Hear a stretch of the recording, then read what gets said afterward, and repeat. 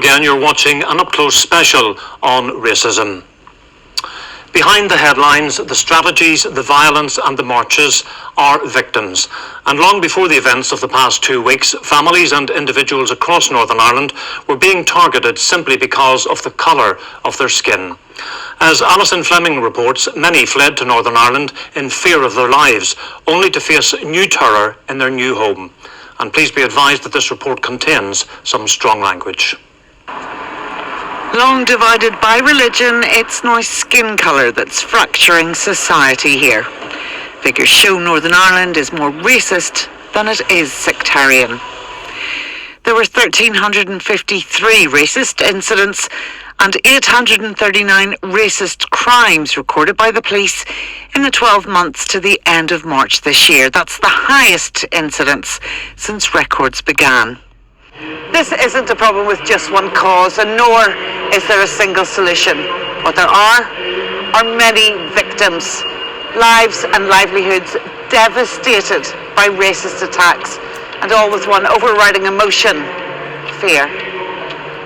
Anna fled her home in Nigeria to save her young daughter from female genital mutilation. Settled in accommodation in South Belfast, she thought she and her family were finally safe.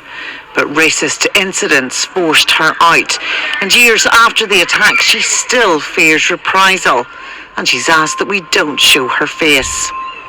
The racism started from people on the street to, children throwing stone at you, throwing stone at the doors and stuff like that, and, shouting from the window, go back to your country, whenever you try to, correct them, that, stop it, stop disturbing, and, they start telling you, saying the F word and, telling you to go back to the country. And, I've actually worked on the street and had to protect a friend of mine before as well, when someone actually looked me in the house and told me fuck off, an adult telling me go back to your country. The fear of, of course it's happened to me in the past, and I knew what I went through, so the fear came rushing back that, okay, I'm experiencing another thing again, almost the same thing, but this time a little bit older children, and of course they knew what they were doing, and they had an adult that was directing them. What did the police say to you when they came out? Well, there was really nothing they could do to those children, really. There was really nothing they could do. But then what they actually said to me was that it means that area wasn't safe for me anymore, because they will keep coming back.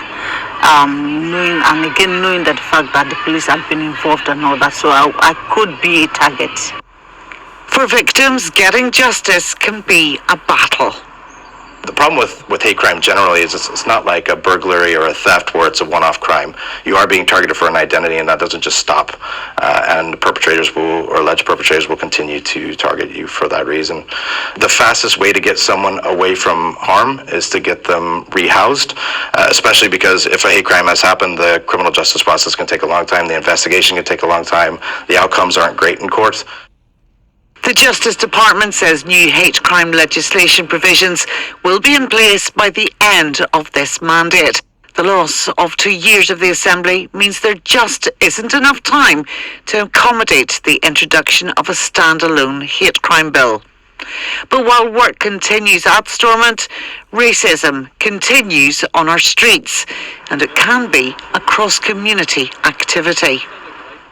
Last month, healthcare workers were forced to leave their homes, housing supply often claimed as the issue. 8 years and 13 years are two examples of the length of time people targeted had been living here. They are a vital part of our local public services because of their role in local hospitals, and my understanding is none of them actually lived in a social house at all. And some of them owned their properties. So the housing argument is null and void. This is a direct attack on people because of the colour of their skin. It's racism, it's violent racism, it's intimidation, and it should never be called anything else, and it should be called out immediately every time it happens by all political representatives and every level of government. But there can be tensions around social housing. Is this something that the Housing Executive is actively taking into consideration, given the number of families who've had to be moved from their homes? Yeah, so in a situation where a family arrives here for the first time, if they're waiting for leave to remain, then that will be a Home Office consideration. If they've been given leave to remain and they need assistance from us, then we will always take account of the wide range of circumstances. Will we take their safety into account? Of course we will. Of course we must do that when we're allocating temporary accommodation. When we are providing them with permanent social housing, then it will be down to them making the decision on their area of choice. But we will advise them on that area of choice, and it will be our local team who will work collectively with that household to get that right. Alexis moved here with her family 11 years ago. She's experienced racism, but is working to shape attitudes here. And she's starting with the younger generation. I always tell people, I say sometimes you meet the good, the bad and the ugly. You meet the good people from here. You meet people that will be nasty. I actually tell you, go back to your country with all your diseases and all your stuff, And then, like I say, it doesn't deter me, so that's what I also try to teach my children. I've got loads of them, and so I try to teach that you can't fight everybody on the street. A racial equality strategy is in place at Stormont to tackle issues facing minority communities. It runs to the end of 2025, and work to establish a new strategy has already begun. The Executive Office says they're committed to tackling inequalities and ensuring everyone has the opportunity to succeed in life and feel at home in our society. Alison Fleming reporting there. With me in the studio are Patrick Corrigan, the Head of Nations and Regions at Amnesty International UK, the Chief Commissioner of the Equality Commission, Geraldine McGahey, and Takura Makoni, who's a Policy Officer with the African and Caribbean Support Organisation, Northern Ireland. Starting with yourself, Geraldine, hearing there in Alison's report about the racial equality strategy, is it doing what it's meant to do? Well, the current strategy is coming to its end, and I and many others would say that it hasn't done what it set out to do. It's a very process-driven strategy. It is not outcome focused. It is about tasks as opposed to making a real difference. So what needs to change? I think moving forward, the new strategy that you heard reference to, it needs to be very much outcome focused. It needs to be specifically resourced, and there must be accountability. It cannot be allowed to just drift. Patrick Corrigan, we don't have a hate crime bill per se in Northern Ireland. We heard there that provisions are being made for something along those lines. It may be tagged on to existing legislation. What's your read on that, and what do you think needs to happen? Well, I think it's just another example of how the Executive, the Assembly, has been caught napping on this issue. As Alison's report covered, racist hate crime has been a long-standing problem here. We've had an ineffectual response from the Executive as well as from the police, I should note. So a hate crime bill would really make a difference here, because it would add sort of an aggravating factor to already existing crimes. People can already be prosecuted for violence on the person, violence on property. What's missing is that aggravating factor. So we're no longer going to get that standalone hate crime bill that we've long been promised. Instead, it's going to be tagged into other bills that will take years to deliver. We need to see action now, including obligations on statutory authorities like the Housing Executive to remove racist signage, banners, posters that get put up outside homes to intimidate people. At the moment, nobody is doing that job. Okay, Takura, you know all about racism. You're forced to move from your home because of a racist attack. What do you make of what our authorities are trying to do to combat the issue? Well, a lot more needs to be done. But I think our authorities also need support from the legislators. As Patrick said, in terms of the hate crime legislation, it needs to be made clear so that there is a deterrent for people who actually commit these crimes. So the responsibility is not only on the police, the responsibility is on everyone in society, our legislators, community leaders, schools, educators, and the general public. As we managed to get to peace in 1998 because we included everybody in the conversation, it would be lovely if the provisions of the 1998 peace accord were extended to everybody on this island. Are we failing society, Geraldine, would you say? I think we are. I think every single one of us have to take responsibility for our own actions. It's about how we're perceived as opposed to how we think we're coming across. So I think society as a whole have failed ethnic minorities. They're coming here, they're making a difference, and we should embrace that. You've been at the coalface when people have suffered, Patrick.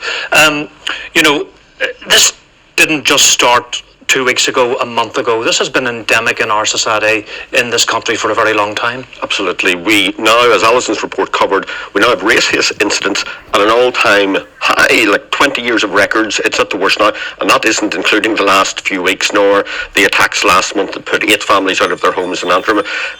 Nor did it start 3 years ago when the Belfast Multicultural Association were burnt out of their home. All too often, it's the violent racists who have been winning. Innocent people are forced from their homes and their community centres. And I have to say, the police need to do much better. There's an extraordinarily low outcome rate or successful prosecution rate for these sorts of hate crimes. In fact, the policing board just a few weeks ago noted that in a critique of the police and said it was the lowest out of any serious offences and that the police need to do better. And they have to do that to protect everybody in this society. And we'll hear from them shortly in just a few moments. Takura, if there were a magic wand to be waved, what would you do? How would you solve it? Education. We need to be better educated. We need to have a proper picture of not only our history, but where things currently are in a global context. That is how we can actually fix many of the inequalities that happen all over the world, is by educating and engaging. Last 10 seconds in this slot to you, Geraldine. I think what we need to do moving forward is, as Takura said, we need to start with education, but that's also in the home, not just in schools. It has to be inbred within the culture of families. We need to embrace diversity and treat people as individuals with respect and dignity. Geraldine, Takura and Patrick, thank you all very much for your contribution. Now, when we come back, I'll be talking to Sue Steen from the PSNI. She is the lady in charge of tackling hate crime across Northern Ireland. We're back after this break.